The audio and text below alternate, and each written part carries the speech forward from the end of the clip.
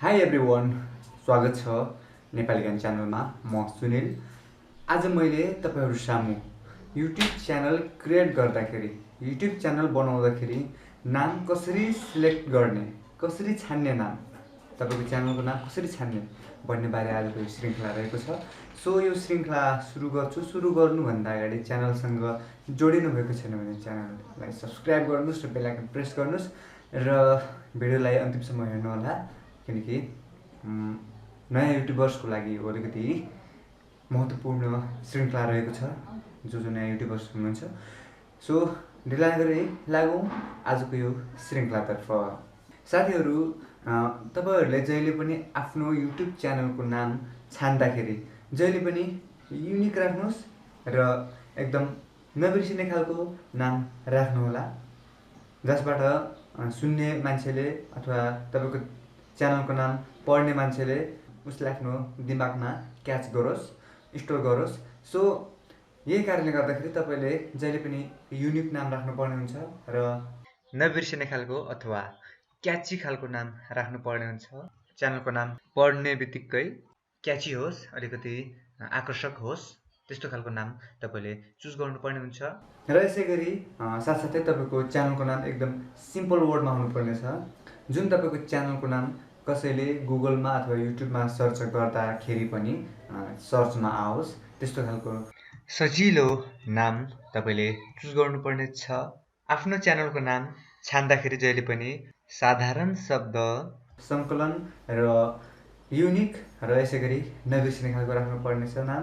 र यसैगरी तपाईले आफ्नो च्यानलमा अझ युनिक बनाउन चाहनुहुन्छ भने, अझ बेस्ट बनाउन चाहनुहुन्छ भने नेपाली र इंग्लिशको जुन शब्दहरू हुन्छ त्यो शब्द सम्मिश्रण गरेर गराउनु पर्ने हुन्छ। शब्द सम्मिश्रण गरेर राखिएको च्यानलको नाम अझ युनिक बन्छ, जस्तै कि सङ्ग्स नेपाल है, यसैगरी म्युजिक नेपाल, यस्तै थुप्रो च्यानलहरू देख्न सक्नुहुन्छ, जस्तै न्युज 24 नेपाल, यसैगरी म्युजिक नेपाल। यस्तो तपाईले हेर्न सक्नुहुन्छ। इंग्लिश नेपालीको जुन सम्मिश्रण हुन्छ त्यसमा एकदम मिठास बनाउँछ त्यो च्यानलको नाममा। सो त्यसैले हेर्न सक्नुहुन्छ, जस्तै कि टेक्निकल नेपाल, यसैगरी टेक्निकल फलाना फलाना थुप्रो रहेको छ क्या यस्तो इंग्लिश नेपाली सम्मिश्रण शब्द बनाएर बनाएको च्यानलको नाम। सो अझ तपाईले युनिक बनाउनुहुन्छ भने यी कुराहरू एकदम ख्याल गर्नु होला कि तपाईको च्यानलको नाम युनिक हुनु पर्यो, यसैगरी नबिर्सिने खालको शब्द हुनु पर्यो, त्यसमाथि तपाईको च्यानलको नाम अझ सामान्य सिम्पल वर्डको हुनु पर्यो, सामान्य शब्दको, र यसैगरी इंग्लिश र नेपालीको सम्मिश्रण भयो भने तपाईको च्यानलको नाम एकदम बेस्ट हुन्छ। र सकेसम्म सजिलो शब्द राख्नु होला, जसबाट अझ तपाईको च्यानल सर्चेबलमा र्याङ्किङ हुनेछ। र यदि तपाईले यहाँनिर ध्यान दिनु होला, यदि तपाईले लामो समयसम्म यही क्षेत्रमा आफ्नो यही च्यानलमा काम गरेर बस्न चाहनुहुन्छ भने तपाईले अझ 3 वटा कुराहरू ध्यान दिनुपर्ने हुन्छ, जसमा तपाईको च्यानलको नाम जुन छ त्यो च्यानलको नामबाट वेबसाइट बनेको छ कि छैन त्यो पनि तपाईले ध्यान दिनुपर्ने छ। र साथसाथै ट्रेडमार्क बन्छ कि बन्दैन त्यो पनि तपाईले हेर्नुपर्ने छ।